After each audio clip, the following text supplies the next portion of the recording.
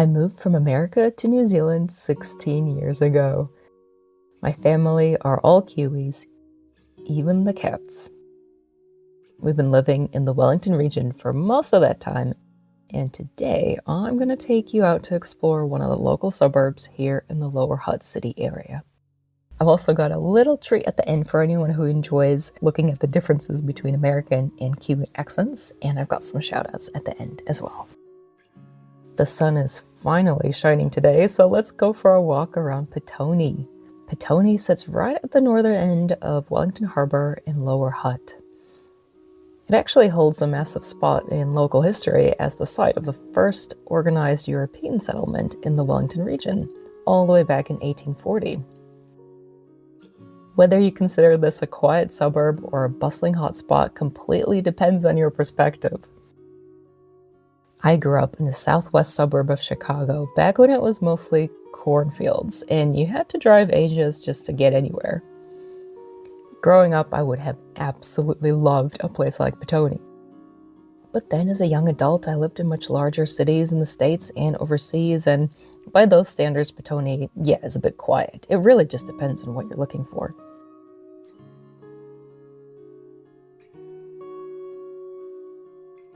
The heart of Petone is Jackson Street.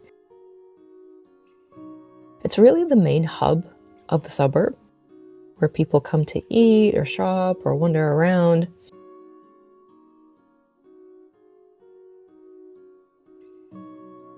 There are many thrift stores or op shops, depending on how you want to call them. I'm not great at hunting for clothes for myself, but on this day when I was filming, I actually immediately found a couple of dresses for my kids. Spoiler alert, they looked amazing on them.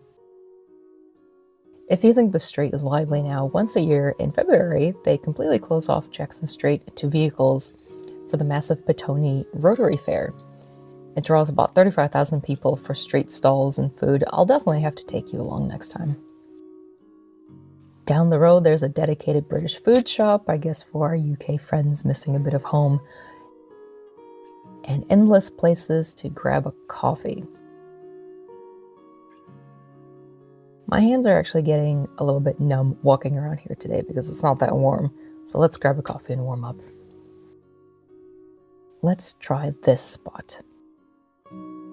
I don't normally buy coffees out anymore because it's hard to justify the extra spend, but my friend Robert actually bought this for me virtually. He did mention I was allowed to buy wine instead of coffee, and well, I am about to turn 40, so perhaps it is time to start wandering the suburban streets with a glass of Pinot Noir. Now, I am trying to film quite discreetly here because I don't really want to look like an annoying influencer or something like that walking around. Right, let's go look at some houses now that we have our coffee and we're feeling quite fancy. So like I mentioned, when I was growing up in the States, everything was quite spread out. My mom and I loved to take the car, drive to a neighborhood we hadn't explored yet, and just look at the houses. We'd imagine what it would be like to live there, and we'd play a game where we picked which one we'd buy if we won the lottery. So sometimes I play that exact same game with my kids here in New Zealand. A lot of these classic little villas and bungalows were built in the late 1800s and early 1900s. These homes are nestled right between the main street and the beach. There is a bit of a catch to living here. Petone faces a bit of a tough combination of slowly sinking land and rising sea levels. It's putting a lot of these homes close to the shore at risk. Insurance premiums could rise and some homes might face insurance retreat where they struggle to get coverage. It's something that the local councils are working on and that new home buyers looking in the area need to keep in mind. And right across the road from these houses is the beach. How gorgeous is this? I absolutely love that in New Zealand you are never truly far away from the water.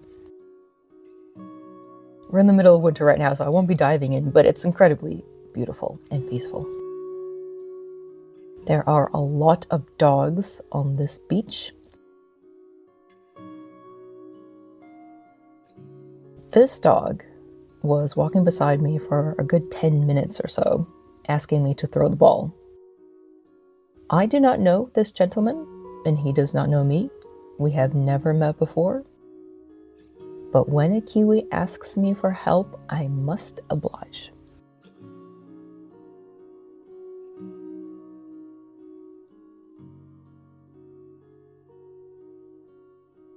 You see that sign?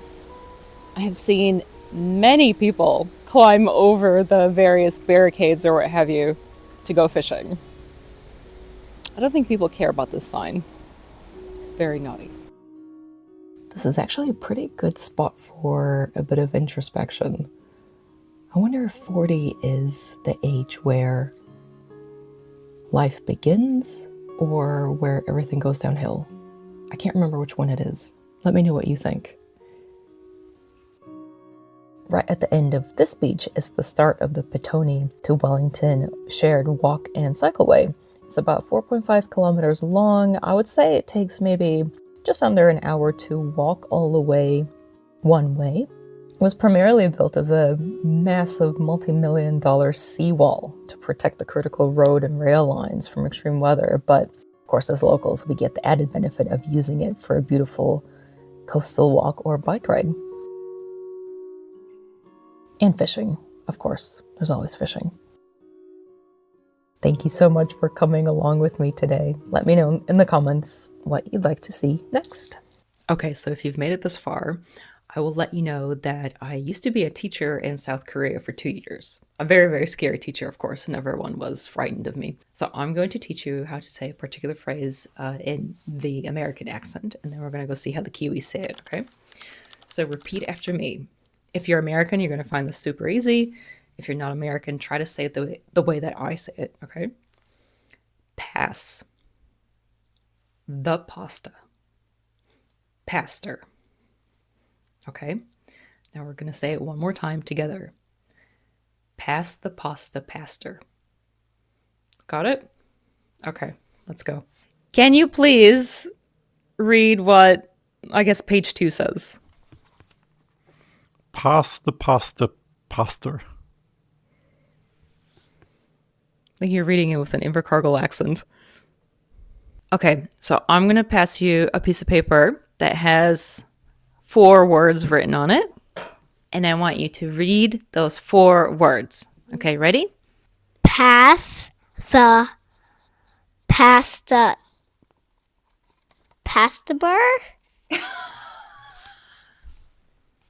All right, and I wanted to do some more shout outs for people who survived until the end of the last video. A lot of people do not make it that far, so I'm really, really appreciative. Jack, James, Hemlock, IS Bay Hudson, Gerald, Stephen, Psycho Mad Kiwi again, I saw you again, Jefferson. Okay, Pat and his wife. So they wrote such a sweet comment. They said that they watch my videos religiously, which I thought was so nice. And I'm gonna assume that that's on the big screen, like on the TV. If so, I'm so sorry that my big noggin is talking about all sorts of nonsense on a big screen, but you know, if you don't mind, then I guess that's okay. Wendy, Milo, way too many assassins. Xander, DC, Tarawera channel. Did I say that right? I don't know. My pronunciation is still really bad. I would have missed lots of people. If you would like to have a shout out and you make it to the end of this one, do let me know. Thanks for spending time with me. See you next time.